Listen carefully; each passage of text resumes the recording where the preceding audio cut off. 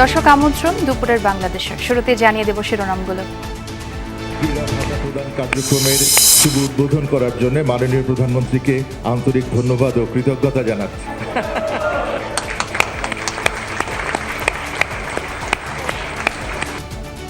দেশে বিদেশে ক্রীড়া ক্ষেত্রে স্বর্ণজয়ীদের হাতে ক্রীড়া কার্ড ও সম্মাননা তুলে দিলেন প্রধানমন্ত্রী। বললেন, ক্রীড়া এখন আর শখ বা বিনোদন নয়, পেশা হয়ে দাঁড়াচ্ছে। 30 এপ্রিল সিলেট থেকে আমরা শুরু করতে যাচ্ছি নতুন করে স্পোর্টস, এবং একই সাথে ইনশাল্লাহ এটা সারা দেশে শুরু হবে। দেশে হঠাৎ হামের প্রাদুর্ভাব, রোগীর চাপ সামলাতে হিমশিম অবস্থা, টিকাদানে ঢিলেমি আর স্বাস্থ্য সহকারীদের আন্দোলনকে দুষছেন সংশ্লিষ্টরা। টিকা ছিল না এবং আন্দোলন, এটির মধ্যে কোনো যোগসূত্র আছে কিনা? টিকার সংকটকে আড়াল করার জন্য আন্দোলন, না আন্দোলনের জন্য টিকা সংকট? আমার মেয়ের ঠান্ডা, তারপরে এই যে সারা শরীর পেরায় বইরে গেছে গা, চিকিৎসা চলতেছে, কইছে স্বাভাবিক হবে। অন্তঃসত্ত্বা ও গর্ভের শিশুর জীবন রক্ষাকারী ইনজেকশন নিয়ে মরণ খেলা। আমদানি বন্ধ থাকলেও বিক্রি হচ্ছে নকল রোফাইলাক। যমুনার অনুসন্ধানে নাটের গুরু শনাক্ত। না ভাইজান, না, আমি এটা নকল করি, প্লিজ আপনি আসেন, একটু কথা বলি এদিকে। আমি আগে করতাম, এখন করি। জ্বালানি তেল নিয়ে কাটেনি গ্রাহক ভোগান্তি। আজও বন্ধ অনেক পাম্প। সরবরাহ ও বিপণন স্বাভাবিক রাখতে চুয়াডাঙ্গায় ফুয়েল কার্ড বিতরণ শুরু। আমার তো মনে হচ্ছে না যে সুবিধা হবে। এখন বাকি পরবর্তী অবস্থায় কি হবে সেটাই বুঝতে পারবো। ফুয়েল কার্ড নেওয়ার জন্য 8:30 থেকে এসে দাঁড়ায় আছে। বিশ্ববাজারে তেলের মাসিক মূল্য বৃদ্ধিতে রেকর্ড। ব্যারেল প্রতি দাম ছাড়িয়েছে $116। মধ্যপ্রাচ্য যুদ্ধের এক মাসে বিশ্ব পুঁজিবাজার হারিয়েছে কয়েক ট্রিলিয়ন ডলার। প্রিপেইড মিটারের মাসিক ভাড়া তুলে দেওয়ার ঘোষণায় খুশি সাধারণ গ্রাহকরা। ডিমান্ড চার্জ সহ অতিরিক্ত ব্যয় কমিয়ে আনার পরামর্শ বিশ্লেষকদের।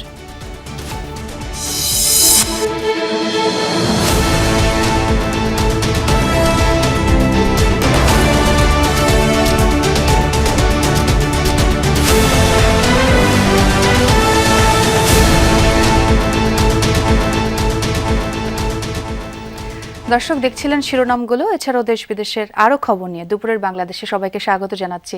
আমি ছোয়া খন্দকার। আগামী 30 এপ্রিল সিলেট থেকে শুরু হতে যাচ্ছে নতুন করে স্পোর্টস, যা পরবর্তীতে সারা দেশে চালু হবে। আর এমনটি জানিয়েছেন প্রধানমন্ত্রী তারেক রহমান। সকালে তেজগাঁওয়ের নিজ কার্যালয়ে ক্রীড়া ভাতা ও ক্রীড়া কার্ড প্রদানের উদ্বোধনী অনুষ্ঠানে এই কথা জানান তিনি। পেশাদারিত্ব বজায় রেখে কোনো রাজনৈতিক দল বা গোষ্ঠীর জন্য কাজ না করার আহ্বান জানান ক্রীড়াবিদদের। এই অনুষ্ঠানে প্রধানমন্ত্রীর কার্যালয়ের শাপলা হলে সকালে ছিল জাতীয় ক্রীড়াবিদদের ক্রীড়া ভাতা, ক্রীড়া কার্ড প্রদান এবং সম্মাননা প্রদান অনুষ্ঠান, যা উদ্বোধন করেন প্রধানমন্ত্রী তারেক রহমান।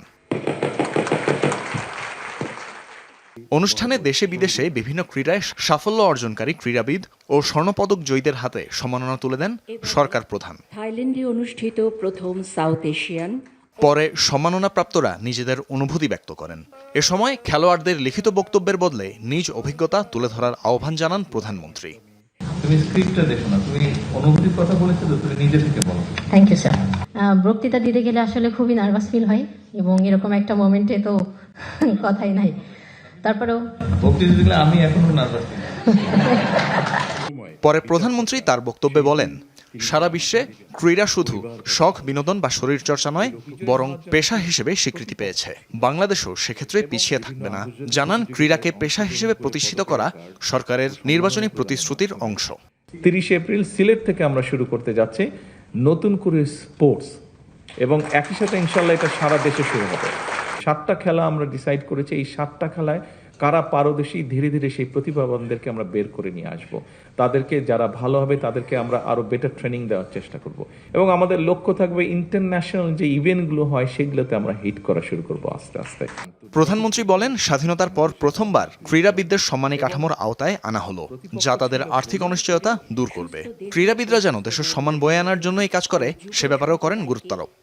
পেশাদার খেলোয়াড়ি জীবনে আপনারা কোনো রাজনৈতিক দল বা গোষ্ঠীর প্রতিনিধি নন বা হবেন না, দয়া করে।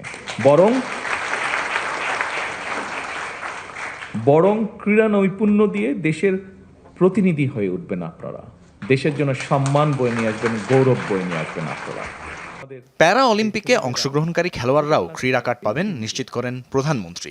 একই সাথে বলেন, তালিকাভুক্ত ক্রীড়াবিদদের পারফরম্যান্স 4 মাস পর পর পুনর্মূল্যায়ন করা হবে। বলেছেন যে শিক্ষা কারিকুলামের পাশাপাশি। তানফির মৌসুম, যমুনা নিউজ, ঢাকা।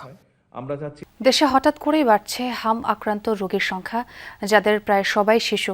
এখন পর্যন্ত ময়মনসিংহ ও রাজশাহী বিভাগে 8 শিশু মৃত্যুর খবর মিলেছে।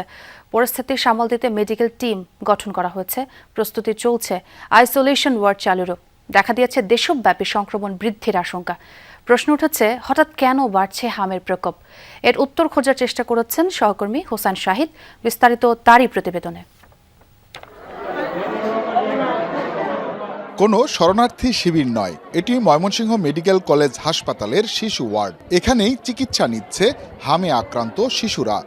আমি কিশোরগঞ্জ কটিয়াদি থেকে আসছি। আমার মেয়ের ঠান্ডা, তারপরে এই যে সারা শরীর প্যারায় বইরে গেছে গা, চিকিৎসা চলতেছে, স্বাভাবিক হবে। পুরো ছাকার পরে ছুটিতে দিচ্ছিল, তো বাড়িতে গেছি, বাড়িতে 1 সপ্তাহ পরে আবার আসছি। ডাক্তার বলছে হন মানে ফুসফুসের ইনফেকশন হয়েছে। গত 12 দিনে হাসপাতালটিতে 108 জন হাম আক্রান্ত রোগী ভর্তি হয়েছে। মৃত্যু হয়েছে 5 জনের। পরিস্থিতি সামাল দিতে হিমশিম খাচ্ছেন নার্স ও চিকিৎসকরা। রোগীর তুলনায় স্টাফ আমাদের খুবই কম, আমাদের খুবই কষ্ট হচ্ছে। আজকে আমরা ডিউটিতে মাত্র 6 জন সিনিয়র স্টাফ নার্স আছি। তো এতজন পেশেন্টের সেবা দিতে যায়, মানে এখন পর্যন্ত আমি এক সিপিতে পানি খাবো সেটাও খাইতে পারি নাই। নতুন বিল্ডিংয়ের 8 তলায় সেটা আমরা আইসোলেশন করে দেবো। আমরা আজকে আশা করতেছি যে ডাক্তার এবং নার্স এবং অন্যান্য স্টাফদের রোস্টার পেয়ে গেলে হয়তো বা আগামীকালকে কিংবা পরশু আমরা এই 8 তলায় সেটা আমরা কার্যক্রম শুরু করে দেব। রাজশাহীতেও মৃত্যু হয়েছে 3 জনের। ময়মনসিংহ ও রাজশাহীতে হাসপাতালে চিকিৎসা নিতে ভিড় করছে আশপাশের বিভিন্ন জেলার মানুষ। দেখা দিয়েছে দেশব্যাপী ছড়িয়ে পড়ার আশঙ্কা। যে কোনো কারণেই হোক টিকাদান কর্মসূচিতে বিঘ্ন ঘটেছে অনেকটা। হতে পারে যে সেই টিকাদান কর্মসূচিতে বিঘ্ন ঘটার কারণেই এখন এই আউটব্রেকটা শুরু হয়েছে। চিকিৎসা না নেওয়ার কারণে, এমনকি চিকিৎসা বন্ধ করে দেওয়ার কারণে ক্ষেত্র বিশেষে হামের রোগীগুলা মারাত্মক রকমের কমপ্লিকেশনস নিয়ে আমাদের এখানে হাজির হচ্ছে। অনুসন্ধানে সামনে আসে ময়মনসিংহ বিভাগের হামের টিকাদানের চিত্র। দেখা যায় গত ডিসেম্বর মাসে 4 জেলায় মাত্র 7 থেকে সর্বোচ্চ 17% শিশু হামের টিকা পেয়েছিল। এবার দেখা যাক অন্যান্য জেলার অবস্থা। স্বাস্থ্য বিভাগের ওয়েবসাইটের তথ্য বলছে, সিটি কর্পোরেশনের বাইরে 2025 সালের ডিসেম্বর মাসে সারা দেশেই হামের টিকাদানের চিত্র খুবই দুর্বল। প্রশ্ন, কেন টিকাদানে এই বিপর্যয়? গত ডিসেম্বরে আমাদের একটু হামের টিকার ঘাটতি ছিল, এখন তো সেটা নেই।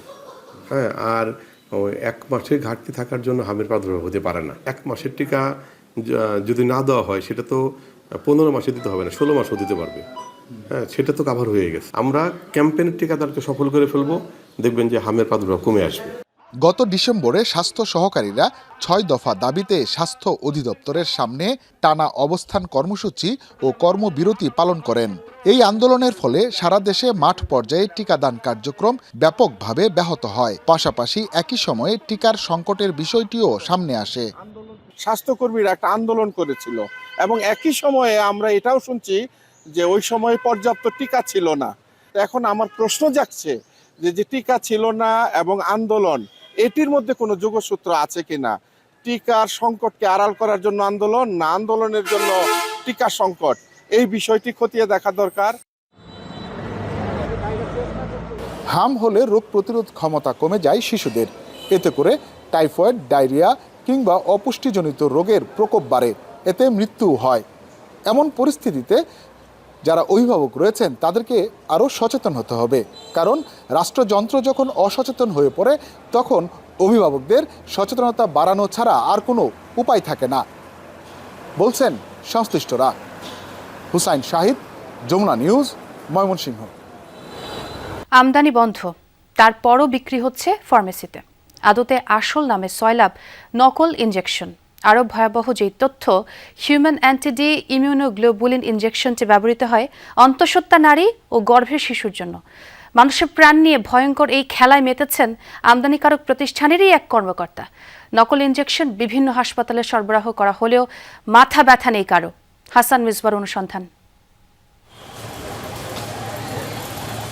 রাজধানীর শাহবাগের মেডিকোস ফার্মেসি ক্রেতা সেজে দেখা যাক হিউম্যান অ্যান্টিডি ইনজেকশন কেনা যায় কিনা। এবার যমুনার ক্যামেরা দেখে অপ্রস্তুত হয়ে গেলেন দোকানি। দ্রুত কেড়ে নিয়ে লুকিয়ে ফেললেন প্যাকেটটি, চেষ্টা করলেন পালিয়ে যাওয়ার। নষ্ট হবে তো। আমি একটু কথা বলতে দেন। যদি একটা জিনিস আসল হয় তাহলে আপনি লুকানোর কি আছে? এক মিনিট জিনিস আসল হলে লুকানোর কি আছে? বের করেন, একটা বের করেন। আপনি সমিতির অফিসে আসেন। না, সমিতির অফিসে না তো, আপনি এটা বের করেন। কোথা আপনি সমিতির অফিসে আসেন? আমি করতেছি কেন? এটা কোথা থেকে নিয়ে আমি মিটফোর্ড থেকে আনছি ভাইয়া। কলেজ গেটের বুশরা ফার্মেসিতে প্রেসক্রিপশন দেখিয়ে জানতে চাই হিউম্যান অ্যান্টিডি ইনজেকশন আছে কিনা। ফ্রিজ থেকে বের করে দিলেন দোকানি, দাম 4,500 টাকা। ইনজেকশনটি সুইজারল্যান্ডের তৈরি, কোম্পানি নাম রোফাইলাক 300, আমদানিকারক হিসেবে মোড়কে লেখা ইন্টারন্যাশনাল এজেন্সি বিডি লিমিটেড। এই কোম্পানির লোকেরা দিয়ে গেছে। কোম্পানির লোককে আসে মাঝে মধ্যে। যে কোম্পানি আপনাদেরকে দিয়েছে কোম্পানির রিসিট দেখান। স্যার দেখাচ্ছি। মানি রিসিট দেখতে চাইলে বদলে গেল উত্তর। এবার বলছেন কিনেছেন মিটফোর্ড থেকে। হাসান ভাই, এটা ভাউচার দেখান। না, এটা আমার কাছে ভাউচার নাই। হ্যাঁ, আমার কাছে এটার ভাউচার নাই। আপনার দোকানে এটা আসলো কিভাবে? কারণ এই ইনজেকশন এখন আর আমদানি হচ্ছে না।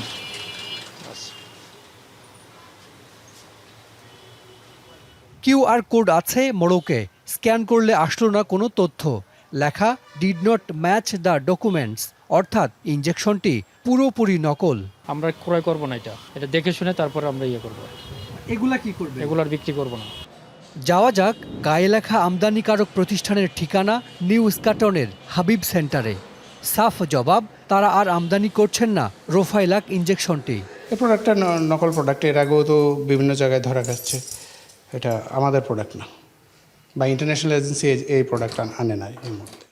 জাস্ট কর্পোরেশনও একসময় যুক্তরাষ্ট্র থেকে আমদানি করত এই ইনজেকশন, তাও বন্ধ 2021 সাল থেকে। এই দুই প্রতিষ্ঠানের বাইরে নতুন করে ওষুধটি আমদানির অনুমতি পেয়েছে জনতা ট্রেডার্স। ইউএস মার্কেটে শর্টেজ থাকার কারণে একটা সময় পর্যন্ত ইউএস থেকে এক্সপোর্টটাও রেস্ট্রিক্টেড ছিল। সো যার কারণে এখনো পর্যন্ত প্রোডাক্টটা আমরা বর্তমানে অ্যাভেলেবেল করতে পারছি না। আমরা চেষ্টা করছি একটা স্পেশাল পারমিশনে কিছু প্রোডাক্ট বাংলাদেশে অ্যাভেলেবেল করার। তার মানে কমপক্ষে 2.5 বছর ধরে আমদানি হচ্ছে না হিউম্যান অ্যান্টিডি ইনজেকশন। যদিও জরুরি ওষুধটি প্রয়োজন পড়ছে প্রতিদিন, কিনতে গিয়ে প্রতারিত ও ক্ষতিগ্রস্ত হচ্ছেন রোগীরা। রোপাইলা অনেক দিন যাবত সাপ্লাই নাই, বাজারে যা আছে এগুলো সব 2 নাম্বার। ডক্টর তো লিখতেছে, আমরা দিতে পারছি না। ড্রাগ অ্যাডমিনিস্ট্রেশন ওনাদের একটু তদারকি করা উচিত। এই রকম একটা ইমার্জেন্সি ওষুধ যদি আপনার না থাকে তাহলে মানুষ কোথায় যাবে বলেন? বছরে হিউম্যান অ্যান্টিডি ইমিউনোগ্লোবুলিন ইনজেকশনের চাহিদা কম বেশি 50,000। কোনো নেগেটিভ রক্তের গ্রুপের নারী যখন পজিটিভ রক্তের গ্রুপের সন্তান ধারণ করবে কিংবা প্রসব করবে, তার পরপরই মাকে কিন্তু এই ইনজেকশনটি দেওয়া হতে পারে। না হলে এই সন্তান গর্ভকালীন সময়ে হাইড্রোপস ফিটালিস নামে একটা রোগে আক্রান্ত হয়। সেই রোগটির কারণে এই সন্তান গর্ভে মারা যেতে পারে অথবা জন্মের পর মারা যেতে পারে। শিশুর প্লাটিলেট কমে গেলেও এই ইনজেকশন দিতে হয়। এ যেমন 5 বছরের শিশু আনান হাসপাতালে ভর্তি হয় 5,000 প্লাটিলেট নিয়ে। চিকিৎসকের প্রেসক্রিপশনে অনেক কষ্টে সংগ্রহ করা যায় একটি। আনানের বাবা জানেন না তা আসল না নকল। আমার এই বাচ্চাকে আমি কিভাবে রক্ষা করব, আসলে ভাষায় প্রকাশ করা যায় না যে আমি আল্লাহর কাছে অনেক ইয়ে করছি। বাজারে হিউম্যান অ্যান্টিডি ইনজেকশনের নকলের অভাব নেই, তাই বাড়তি সতর্কতার অংশ হিসেবে একেবারে কোম্পানির প্রতিনিধির কাছ থেকে এই ইনজেকশন কিনেছিল আদ্দিন মেডিকেল কলেজ হাসপাতাল। কিন্তু পরবর্তীতে দেখা যায় এই ইনজেকশনটি নকল। অর্থাৎ সরাসরি কোম্পানির প্রতিনিধির কাছ থেকেও এমন জীবন রক্ষাকারী ইনজেকশন কিনেও যদি নকল পেতে হয়, তাহলে রোগীরা যাবেন কোথায়? আদ্দিন হাসপাতালে এই ইনজেকশন সরবরাহ করতেন আমদানিকারক প্রতিষ্ঠান ইন্টারন্যাশনাল এজেন্সি বিডি লিমিটেডের কর্মকর্তা পনিরুজ্জামান। পরে চাকরি চলে গেলে ঠিকানা বদলে বিভিন্ন হাসপাতালে নকল ইনজেকশন সরবরাহ করতে থাকেন তিনি। পনিরুজ্জামানের ধানমন্ডি সেন্ট্রাল রোডের অফিসে গিয়ে পাওয়া যায়নি তাকে। বদলে ফেলেছেন ঠিকানা। এখন তারা এই বাসা ছেড়ে দিছে, এখন থাকে না। এক পর্যায়ে হাতে আসে পনিরুজ্জামানের বাড়ির ঠিকানা। কেয়ারটেকার জানান এই নামে কেউ থাকেন না সেখানে। কিছুক্ষণ পর পাশের ভবন থেকে নামেন এক ব্যক্তি, পরিচয় দিলেন মিঠু হাওলাদার নামে, করেন মাছের ব্যবসা। আপনার নাম কি? নাম মিঠু। মিঠু? জি। পুরো নাম কি? মিঠু হাওলাদার। এক পর্যায়ে জানালেন তিনি আসলে পনিরুজ্জামান, এখানে থাকেন ভিন্ন নামে। হিউম্যান এন্টিটি ইনজেকশন নকল করছেন? না ভাইজান, না, আমি এটা নকল করি না, প্লিজ আপনি আসেন একটু কথা বলি এদিকে। আমি আগে করতাম, এখন করি না।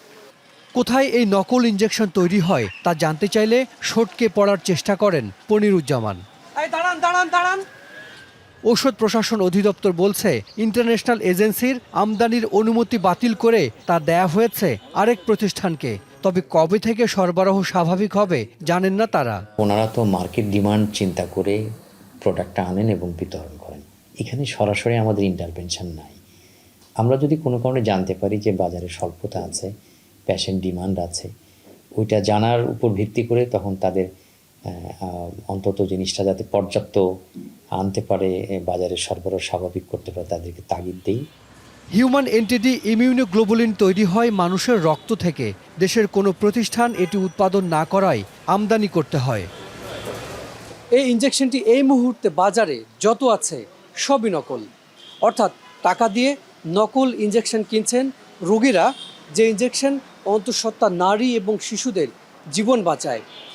একটি দেশের স্বাস্থ্য ব্যবস্থা কতটা নাজুক হলে এরকম জীবন রক্ষাকারী ওষুধ দিনের পর দিন নকল হয় আর তার বিরুদ্ধে নেওয়া হয় না কোনো ব্যবস্থা।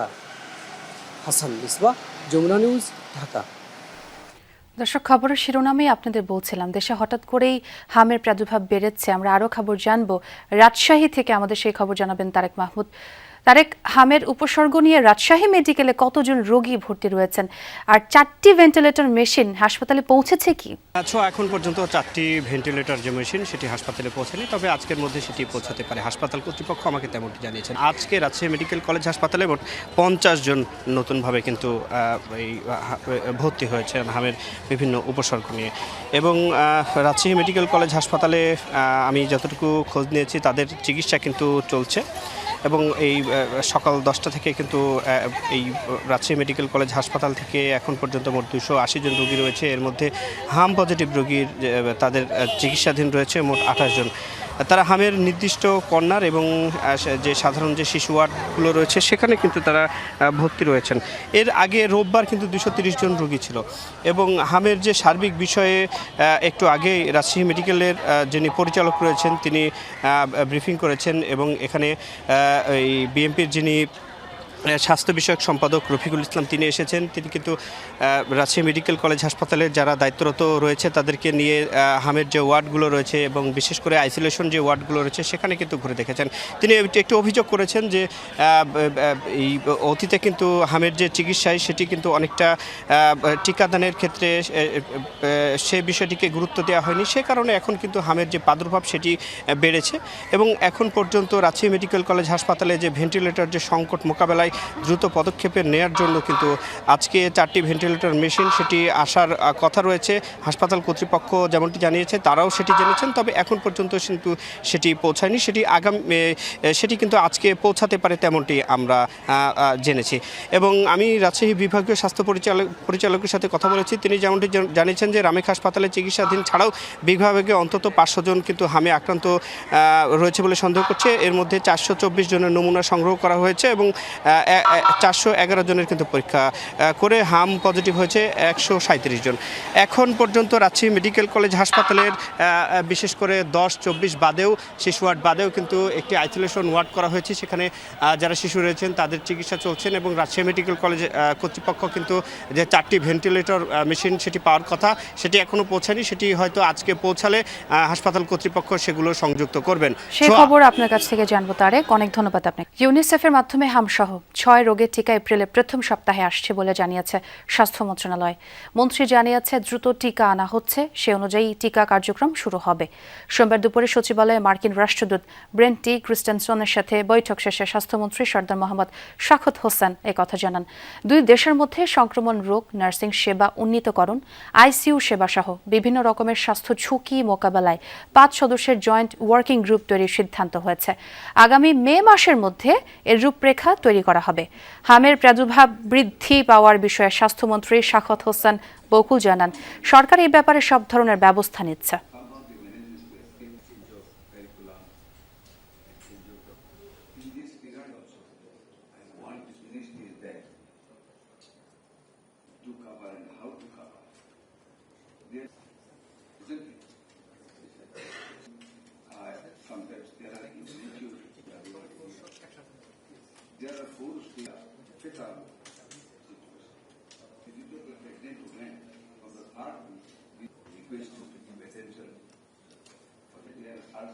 ক্যাম্পিং করা হয় নাই, টিকা দেওয়া হয় নাই। আমরা টিকা আনার জন্য 604 কোটি টাকা বরাদ্দ করেছি। মিনিস্ট্রি অফ ফিনান্স কমিটিতে সেটা পাস হয়েছে। দ্রুত গতিতে ইনশাল্লাহ আমরা ভ্যাকসিন আনবো।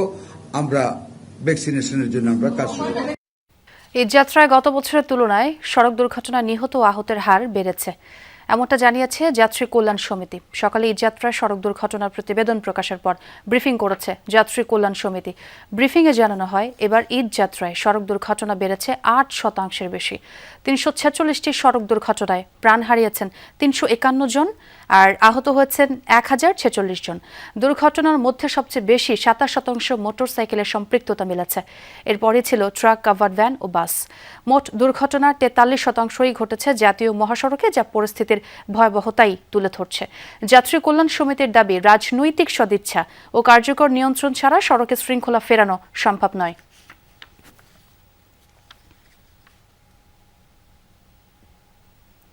মধ্যপ্রাচ্যে সংঘাতের কারণে বৈশ্বিকভাবে জ্বালানি তেলের সরবরাহ কমে গেছে। এতে বিপাকে পড়েছেন চালক এবং ফিলিং স্টেশন কর্তৃপক্ষ। সকালে রাজধানীর বেশ কয়েকটি পাম্প বন্ধ দেখা গেছে, তবে রাজধানীর পরিবাগের একটি ফিলিং স্টেশনে রেশনিং করে অকটেন দেওয়া হচ্ছে। স্টেশনটিতে মোটরবাইকে 5 লিটার ও ব্যক্তিগত গাড়িতে 10 লিটার করে অকটেন দেওয়া হচ্ছে। দীর্ঘ লাইনে ঘন্টার পর ঘন্টা অপেক্ষা করছেন মোটরসাইকেল ও প্রাইভেট কার চালকরা। সরবরাহে অস্বাভাবিকতা এবং ভোক্তাদের মধ্যে অনিশ্চয়তা মিলিয়ে অঘোষিত সংকট তৈরি হয়েছে পাম্পে।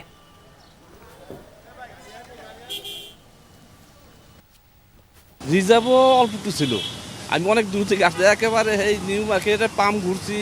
নিউ মার্কেট 2টা ঘুরিয়া ওইদিকে পাম্প বন্ধ, আজিমপুর থেকে আসছি। আমার তেল নাই, এই জন্য তেল নিতে আসছি। তেল একদম শেষ হয়ে গেছিল। 600 টাকার তেল পেলাম 2 ঘন্টা পরে।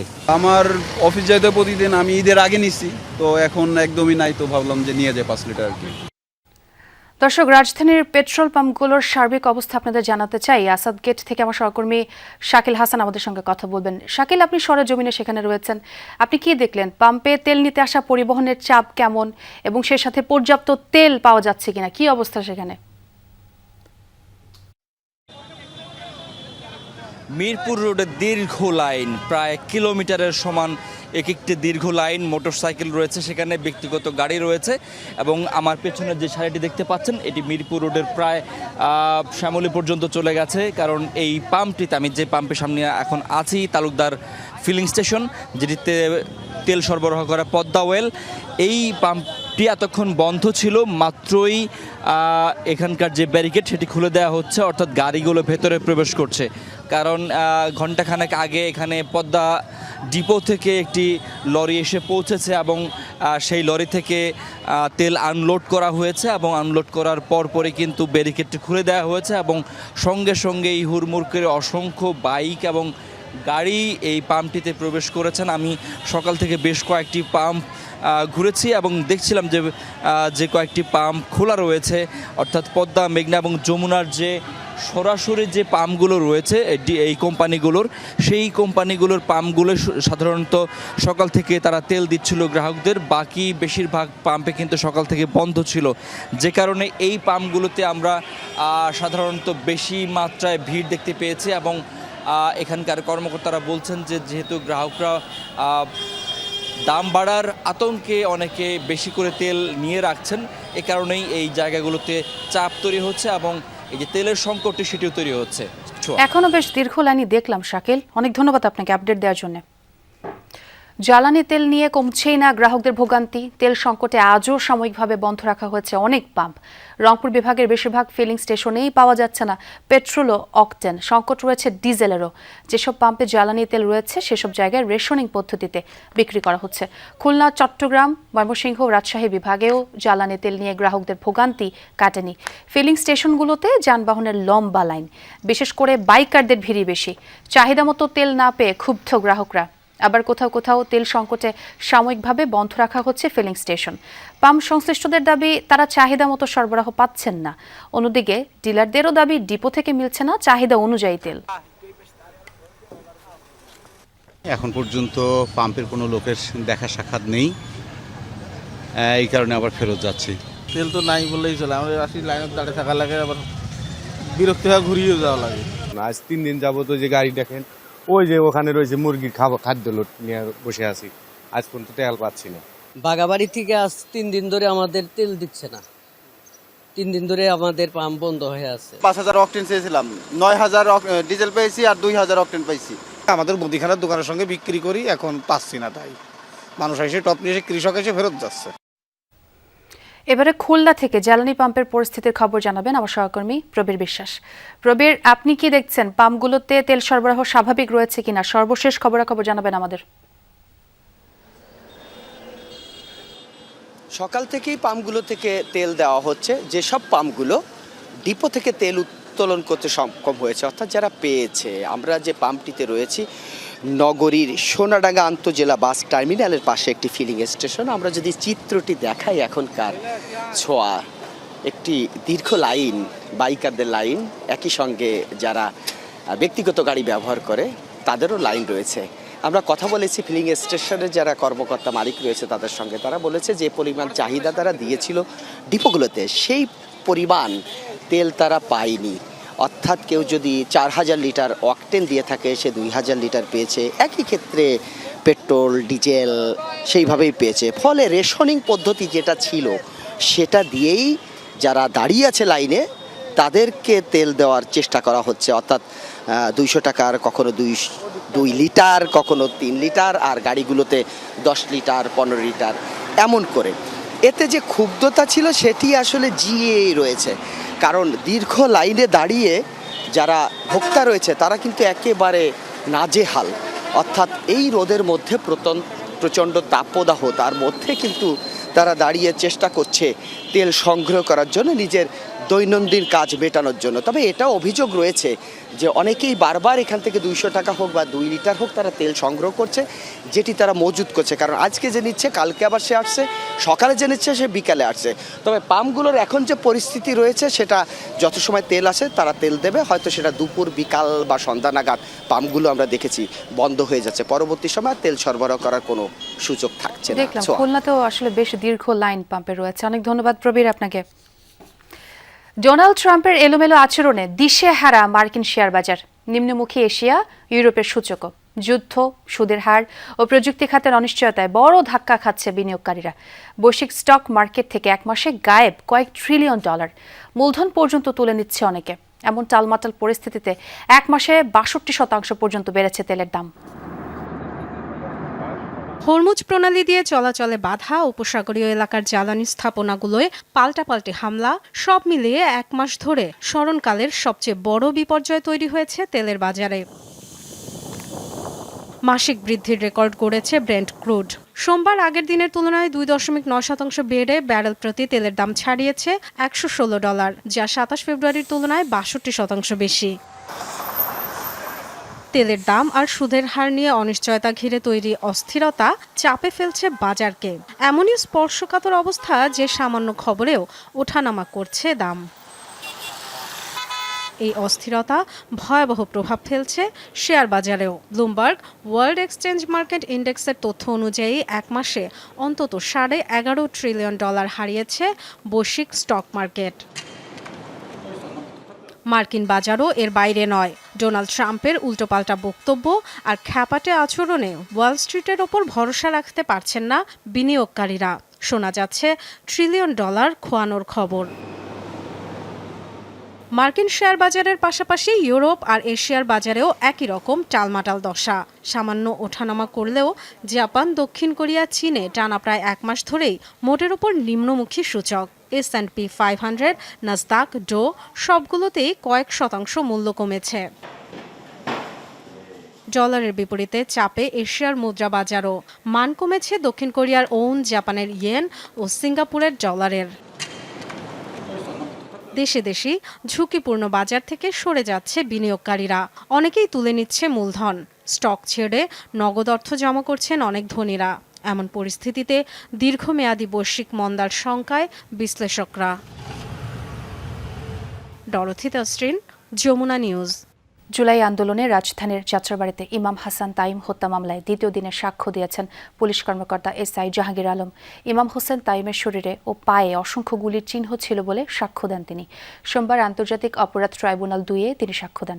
সাক্ষ্যতে বলেন, ইমাম হাসান তাইমকে মৃত অবস্থায় তার বাবা রাজারবাগ পুলিশ কেন্দ্রীয় মসজিদে নিয়ে গেলে পুলিশ কর্মকর্তা জাহাঙ্গীর আলম ও তার সহকর্মীরা তাকে গোসলের ব্যবস্থা করেন। তখন তারা তাইমের পুরো শরীরে ও পায়ে অসংখ্য শটগানের বুলেটের আঘাত দেখতে পান। কোমরের বাঁ পাশের নিচেও শটগানের গুলির চিহ্ন ছিল বলে সাক্ষ্য দেন তিনি। এর আগে রোববার তাইম হত্যা মামলায় প্রথম দিনে সাক্ষ্য দেন প্রত্যক্ষদর্শী ও তার বন্ধু রাহাত হোসেন। জলবায়ু পরিবর্তন ও প্রাকৃতিক দুর্যোগ মোকাবেলায় নতুন এক উদ্যোগে যুক্ত হচ্ছে শিশু ও তরুণরা। Met club the next wave save the চিলড্রেনের আয়োজনে দুর্যোগ মোকাবেলায় শিশু নেতৃত্ব নিয়ে নতুন লার্নিং প্ল্যাটফর্ম চালু করা হয়েছে। সকালে রাজধানীর এক হোটেলে এই নতুন অনলাইন ভিত্তিক প্ল্যাটফর্মের উদ্বোধন করেন দুর্যোগ ব্যবস্থাপনা ও ত্রাণ মন্ত্রী আসাদুল হাবিবুল্লু। এ সময় তিনি বলেন, দেশের দুর্যোগ মোকাবেলা করতে শিশুদের নিয়ে সেভ দ্য চিলড্রেনের এই আয়োজন খুবই গুরুত্বপূর্ণ। তিনি জানান, দুর্যোগ মোকাবেলা করতে পূর্ব প্রস্তুতি থাকলে ক্ষয়ক্ষতির পরিমাণ কমানো সম্ভব। দুর্যোগের পূর্ব প্রস্তুতি, দুর্যোগ চলাকালীন সময়ে শিশুদের করণীয় নিয়ে এই কার্যক্রম শুরু হয়েছে। ভবিষ্যতে এই কার্যক্রম প্রতিটি স্কুল কলেজে চালু করার বিষয়ে কাজ করবে মন্ত্রণালয়। প্রিপেইড মিটারের মাসিক চার্জ নিয়ে সমাধান বের করতে চায় সরকার। এর মধ্যে ভাড়া তুলে দেওয়ার সিদ্ধান্তকে স্বাগত জানিয়েছেন গ্রাহকরা। তবে বিশ্লেষকরা বলছেন, শুধু মিটার ভাড়া নয়, গ্রাহকের ওপর থেকে ডিমান্ড চার্জ বা অতিরিক্ত ব্যয়ের চাপ কমানো উচিত। বিদ্যুতের অপচয় রোধ আর চুরি ঠেকাতে গোটা বিশ্বে প্রিপেড মিটারের চল শুরু হয়। বলা হয়েছিল, গ্রাহক যতটুকু বিদ্যুৎ ব্যবহার করবে, বিল দিবে ততটুকুই। কিন্তু বাস্তবতা ভিন্ন। ঢাকা সিটিতে একজন গ্রাহক যদি 1000 টাকা টপ আপ করেন, তবে তিনি বিদ্যুৎ পান 700 থেকে 800 টাকার। ডিমান্ড চার্জ আর ভ্যাট ছাড়াও তাকে গুনতে হয় 40 টাকার মিটার ভাড়া। মিটারের দাম শোধ হয়ে গেলেও এই খরচ থেকে মুক্তি নেই দেশজুড়ে 50 লাখের বেশি প্রিপেইড গ্রাহকের। আমি মাসে 3 থেকে 4000 টাকা আমার বিল আসে। তো আমি 1000 টাকা যদি ভরি, তার মধ্যে 800 টাকার বিল আমি পাই। বাকি টাকা কাটি নিয়ে যায় মিটার চার্জ। কেন এটা কাটে বা কি কারণে কাটে, এটা তো তখন আমরা উত্তর পাই নাই খুঁজি। বিদ্যুৎ গ্রাহকদের এই বাড়তি খরচ কমানোর চেষ্টা করছে সরকার। এরই মধ্যে প্রিপেইডের মাসিক চার্জ নিয়ে সমাধান বের করার কথা জানিয়েছেন বিদ্যুৎ ও জ্বালানি বিষয়ক মন্ত্রী। শুধু মিটার ভাড়া তুলে দিলেই সাধারণ ঘরবাড়ি বা ছোট দোকানপাটে যেখানে সিঙ্গেল ফেজ মিটার ব্যবহার করা হয়, সেখানে সাশ্রয় হবে 480 টাকা। আর শিল্প কারখানা বা বড় প্রতিষ্ঠানে 3 ফেজ মিটারে বাঁচবে 3000 টাকা পর্যন্ত। 500 টাকা ভরাইলে 300, 280 এরকম করে টাকা থাকতো, বাদ বাকিগুলো কেটে নিত। এখন যদি না কেটে নেয় তাহলে সুবিধা হবে। এই টাকাটা আসলে যদি সরকার না কাটে, এটা আমাদের জন্য ভোক্তা পর্যায়ে অনেক সুফল বয়ে আনবে। এটা বাস্তবায়ন করা খুবই জরুরি, কারণ যারা ছোট পরিবার আছে তারা এই বাস্তবায়ন না করলে তাদের খুবই কষ্ট হয়ে যায়। এক্সট্রা অনেকগুলো চার্জ আছে, ওইগুলো যদি আরো কমায় নেয় সরকারে, তাহলে দেশের জন্য সবার জন্যই ভালো আর কি। তবে বিশ্লেষকরা বলছেন, শুধু মিটার ভাড়া নয়, গ্রাহকের ওপর থেকে ডিমান্ড চার্জ বা অতিরিক্ত ব্যয়ের চাপ কমানো উচিত। স্বচ্ছতা আনা উচিত গ্রাহক সেবায়। কিছু ভৌতিক বিষয় রয়েছে, যেমন একটি আছে ডিমান্ড চার্জ দিতে হয় প্রতি মাসে। সেটিও আসলে পুরোপুরি পরিষ্কার না যে কতদিন যাবত এই ডিমান্ড চার্জটি তাদেরকে দিতে হবে। প্রিপেড মিটারের সঠিকভাবে তার বিলিং সিস্টেমটি কাজ করছে কিনা, এটি উপযুক্তভাবে যথাযথভাবে বিলগুলো যেগুলো নেওয়া হচ্ছে সেটা যৌক্তিক কিনা, এই বিষয়গুলো আমার মনে হয় যে পরীক্ষা করে দেখার প্রয়োজন রয়েছে। অবশ্য বিদ্যুৎ ও জ্বালানি বিষয়ক মন্ত্রী আগেই জানিয়েছেন, প্রিপেড গ্রাহকের কাছ থেকে আদায় করা কম বেশি 10% মতো আনুষঙ্গিক চার্জ নিয়ে আলোচনা চলছে। নোমান রশিদ, যমুনা নিউজ, ঢাকা। সংসদ ভবনের দক্ষিণ প্লাজায় স্পিকার হাফিজ উদ্দিন আহমদের স্ত্রী দিলারা হাফিজের জানাজায় অংশ নিয়েছেন প্রধানমন্ত্রী তারেক রহমান। এ সময় মরহুমার কফিনে পুষ্পস্তবক অর্পণ করেন প্রধানমন্ত্রী। দুপুর 12টায় জানাজার নামাজ অনুষ্ঠিত হয়। প্রধানমন্ত্রীর পাশাপাশি জানাজায় অংশ নেন স্পিকার, ডেপুটি স্পিকার, বিরোধী দলীয় নেতা, মন্ত্রী পরিষদের সদস্য, সংসদ সদস্যরা। এ সময় মরহুমার বর্ণাঢ্য জীবনের স্মৃতিচারণ করেন বিরোধী দলীয় নেতা, বিএনপি মহাসচিব ও ডেপুটি স্পিকার। পরে রাষ্ট্রপতির পক্ষ থেকে কফিনে পুষ্পস্তবক অর্পণ করেন তার প্রতিনিধি, সংসদের স্পিকার, হুইপ ও বিরোধী দলীয় নেতা। বাদ জোহর সেনানিবাসের কেন্দ্রীয় জামে মসজিদে দ্বিতীয় জানাজা শেষে বনানীর সামরিক কবরস্থানে তাকে দাফন করা হবে। অধ্যাপক দিলারা হাফিজের বয়স হয়েছিল ৭৮ বছর। তিনি স্বামী, 2 ছেলে এবং 1 মেয়ে রেখে গেছেন। শনিবার সকাল 11টা 29 মিনিটে সিঙ্গাপুর জেনারেল হাসপাতালে চিকিৎসাধীন অবস্থায় তিনি শেষ নিঃশ্বাস ত্যাগ করেন।